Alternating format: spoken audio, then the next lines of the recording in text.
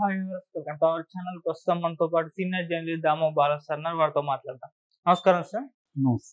Sir, YS Bharati గారి పైన గత కొన్ని రోజుల నుంచి కూడా కొన్ని రూమర్స్ స్ప్రెడ్ అవ్వడం మనం చూస్తున్నాం సార్. ఎమ్మెల్యేగా పోటీ చేస్తారు పులివెందుల నుంచి అని చెప్పేసి. అయితే ఇప్పుడు మరొక న్యూస్ ఆమె గురించి ఏమంటే సార్, వైసీపీ ప్రెసిడెంట్ గా ఆమె చేయబోతున్నారని చెప్పేసి అంటున్నారు సార్. మరి ఇది చేసే ఛాన్స్ ఏమన్నా ఉందా సార్? వైసీపీ మీద రకరకాల పుకార్లు ముందు నుంచి కూడా వస్తున్నాయి. దీనికి కొంత కారణం ఏంటంటే వైసీపీ పని అయిపోయింది, జగన్ పని అయిపోయింది అని ఒక నెరేటివ్ని తెలుగుదేశం వాళ్ళు కానీ కూటమి వాళ్ళు కానీ తీసుకెళ్తున్నారు. ఇది మామూలే, రాజకీయాల్లో ఎప్పుడైనా ఓడిపోయినా, అందులో దారుణంగా ఓడిపోయిన రాజకీయ పక్షం నాశనం అయిపోయింది, ఇంక అయిపోయింది దాని పని అనేది ప్రచారం చేస్తారు. మన గతంలో కూడా కాంగ్రెస్ పని అయిపోయింది, ఎవరు లేరు, రాహుల్ గాంధీ పనికిరాడు, ప్రియాంకకి ఇంట్రెస్ట్ లేదు, సోనియా గాంధీకి అల్సర్ లేదు, సో కాంగ్రెస్ పని అయిపోయింది అన్నారు. అదేం పని అయిపోలే. ఇప్పుడు మళ్ళీ దాదాపు 100 సీట్లు వచ్చాయి వాళ్ళకి, ఒకటి తక్కువ 100 వచ్చాయి. అలాగా రాజకీయ పక్షాలు ఏంటంటే కొన్ని ఖచ్చితంగా కొన్ని ఉనికిని కూడా కోల్పోతాయి. ఇప్పుడు బీఎస్పీ లాంటివి ఆల్మోస్ట్ ఉనికిని కోల్పోయినాయి. ఒకప్పుడు అతిపెద్ద రాష్ట్రమైన ఉత్తరప్రదేశ్ను పరిపాలించిన బీఎస్పీ ఇవాళ చాలా అసలు ఎన్నికల్లోనే పోటీ చేయలేదు. అలాగా మనకు కొన్ని పార్టీలు కనిపిస్తాయి. అట్లా రాజకీయ పార్టీలు కొన్ని కనుమరుగు కూడా అవ్వచ్చు, అవ్వవు అని కూడా గ్యారంటీ లేదు. ఎందుకంటే అవి సింగిల్ నాయకుడు కింద, నాయకురాల కింద ఉంటున్నప్పుడు వాళ్ళు బలహీనపడితే పార్టీ బలహీనపడిపోతుంది. అలాగా కానీ ఇక్కడ పరిస్థితి చూసినప్పుడు జగన్ బలహీనపడే పరిస్థితి అయితే ఇమ్మీడియట్గా అయితే ఇంక కనిపించలేదు. ఖచ్చితంగా అయితే బలహీనం పడతాడు, కానీ కంప్లీట్గా మాయమైపోయే పరిస్థితి అయితే లేదు. ఖచ్చితంగా వీక్ అయితే అయ్యాడు, దాని నుంచి కొంత బలం పుంజుకునే అవకాశం ఉంది. ఇక ఓట్ల పరంగా చూసుకుంటే 40% ఓట్లు వచ్చాయి, అదేం తక్కువ అయితే కాదు. మొన్న కూడా విజయవాడ దీంట్లో మున్సిపాలిటీలో మొత్తం ఇది వాళ్ళు చేసుకోగలిగారు.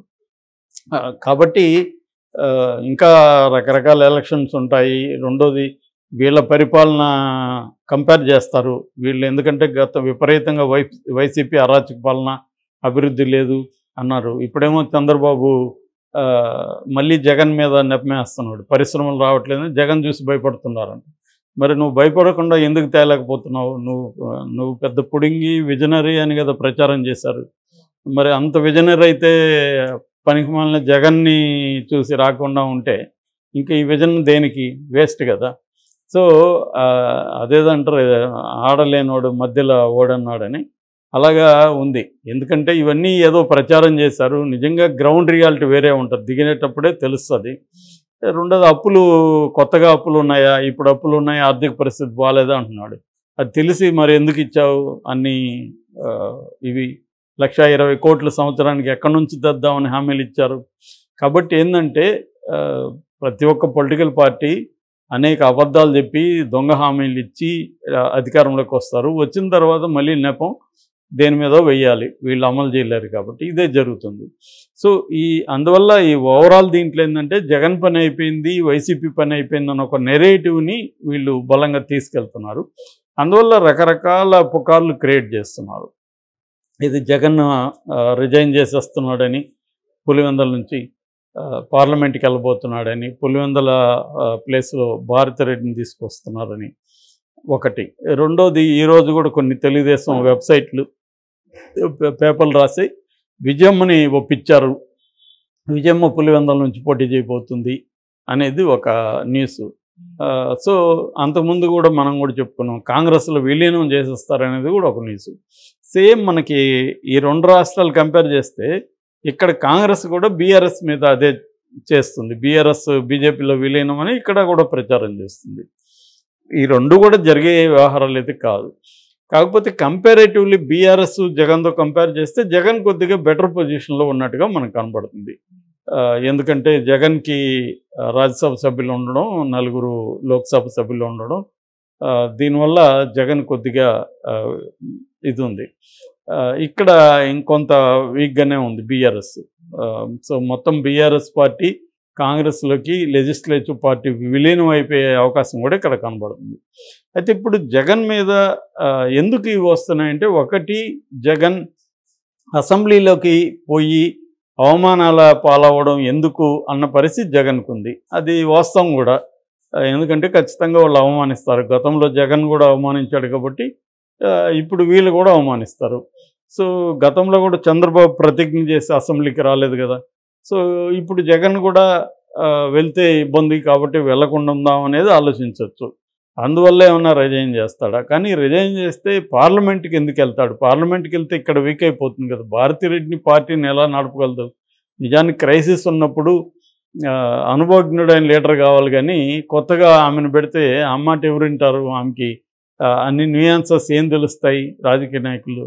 కాబట్టి ఇవన్నీ ఏంటంటే నాకు తెలిసి తెలుగుదేశం వల్ల క్రియేట్ చేస్తున్న ఒక గందరగోళాన్ని క్రియేట్ చేసి వైసీపీలో ఏదో అయిపోతుంది, వైసీపీ ఖాళీ అయిపోతుంది, కాంగ్రెస్లోకి వెళ్ళిపోతారు అందరూ అన్న ఒక నెరేటివ్ని ఈ మధ్యకాలంలో తీసుకొస్తున్నారు. ఇప్పటి వరకు అయితే అటువంటి ఏమీ ఇది లేదు. రీసెంట్గా నిన్న మొన్న బుగ్గన వెళ్ళిపోతున్నాడని కూడా వార్తలు వచ్చాయి.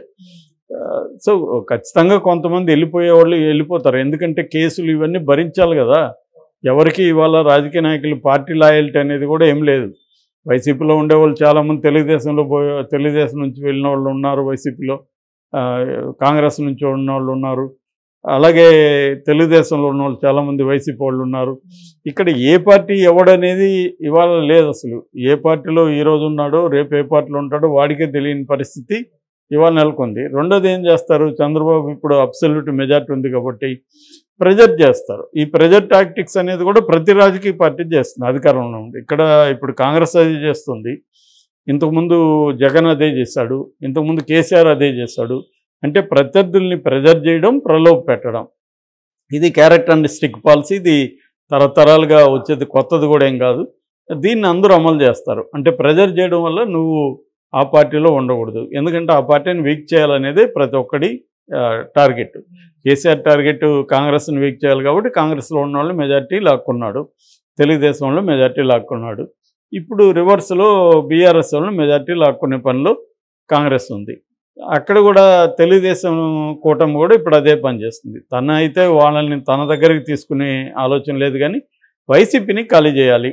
సో ఖాళీ చేయాలంటే మనం ప్రెజర్ పెట్టి పొగబెడితే వాళ్ళకి ఆల్టర్నేటివ్ కాంగ్రెస్. సో కాంగ్రెస్లోకి మీరు వెళ్తే మేము మీ జోలికి రాము అన్న ఒక నెరేటివ్ను వాళ్ళకి తీసుకెళ్ళగలిగితే వాళ్ళందరూ కాంగ్రెస్లోకి కనీసం దాని ఏమంటారు ప్రొటెక్షన్ కోసం అన్న అటు వెళ్తారు. ఇక్కడ ఉంటే జైలుకి వెళ్ళాలి, కేసులు చూడాలి, మన ఆర్థికంగా దెబ్బ కొట్టేస్తాడు చంద్రబాబు అన్న భయాలు ఉంటాయి. ఎందుకంటే ఒక ఊరికి 100 కోట్లు 200 కోట్లు బిజినెస్లో లాస్ వచ్చే విధంగా చంద్రబాబు చేశాడు. మళ్ళీ కోలుకోవడానికి వాళ్ళకి కొంతమంది అయితే జీవితాంతం కోలుకోలేరు, కొంతమంది కోలుకోవాలంటే 10 ఏళ్ళు 20 ఏళ్ళు పడుతుంది మళ్ళీ అదంతా పునర్నిర్మించుకోండి. జగన్ కూడా అదే పని చేశాడు కదా. జేసీ దివాకర్ రెడ్డి లాంటి వాళ్ళని, తర్వాత ప్రకాశం జిల్లాలో కొంతమందిని ఇలాగా తను కూడా ప్రెజర్ చేశాడు. ఇది అందరూ చేసే పని. సో అలాగా ఇప్పుడు చేస్తే భారతిరెడ్డిని అతను పెట్టడం వల్ల వైసీపీకి ఏంటి లాభం అనేది ఎవరు ఆలోచించలే, పుకార్లు క్రియేట్ చేస్తున్నారు. సో నాకైతే తెలిసి అటువంటిది ఏమీ జరిగే పరిస్థితి లేదు. భారతిరెడ్డి వచ్చి ఇప్పటికిప్పుడు ఆమెకేమీ రాజకీయాల్లో ఎక్స్పీరియన్స్ కానీ ఏమీ లేదు. సో ఆమె ఏమీ లేకుండా ఇప్పుడు వచ్చి పార్టీ పగ్గాలు తీసుకొని క్రైసిస్లో ఉన్నప్పుడు పార్టీని నడపడం కష్టం. ఒకవేళ జగన్ ఆ పని ఎప్పుడు చేస్తాడంటే తను జైలుకి వెళ్ళే పరిస్థితి ఉంది ఖచ్చితంగా అనుకున్నప్పుడు, ఆల్టర్నేటివ్ లేదు కాబట్టి భారతిరెడ్డిని తీసుకురావచ్చు. విజయమ్మని ప్రిఫర్ చేస్తాడు జగన్, ఎందుకంటే విజయమ్మ అయితే కనీసం ఒక వైఎస్ రాజశేఖర రెడ్డి భార్యగా ఆమె కొంత హోదా ఉంటుంది. సో విజయమ్మని తీసుకొచ్చే అవకాశం ఉంది. కానీ విజయమ్మ ఏంటంటే ఇటు షర్మిలకి జగన్కి మధ్యలో ఆమె నలిగిపోయే అవకాశం ఉంది కాబట్టి ఆమె కంటే కూడా భారతిరెడ్డి అయితే బెటర్, తన కంట్రోల్లో ఉంటుంది.